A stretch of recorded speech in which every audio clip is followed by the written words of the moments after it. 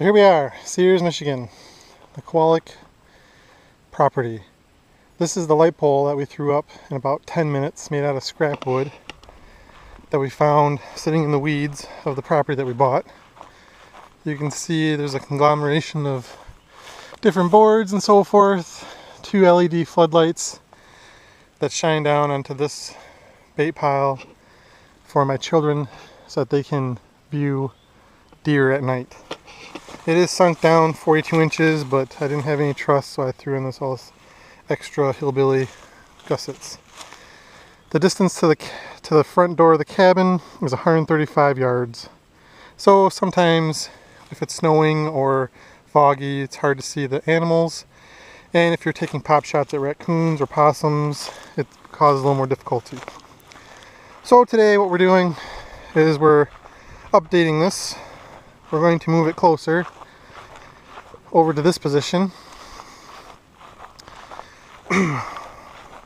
What we have here is a 10-year-old but looks beautiful telephone pole that is 35 feet long. We acquired it off of Craigslist.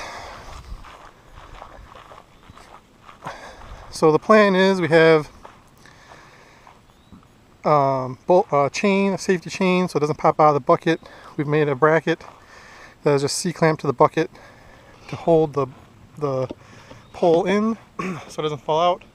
Then we have an eye bolt with a rope, so in case something goes wrong, the safety person will be yanking on this to keep it from hitting the tractor or doing any damage to the tractor or the person on the tractor. So the really fun part was using a buddy's backhoe and starting a hole. And then we finished it off to 7 foot total deep depth from the top of the ground to the bottom there, 7 foot. So we have 2 guide boards.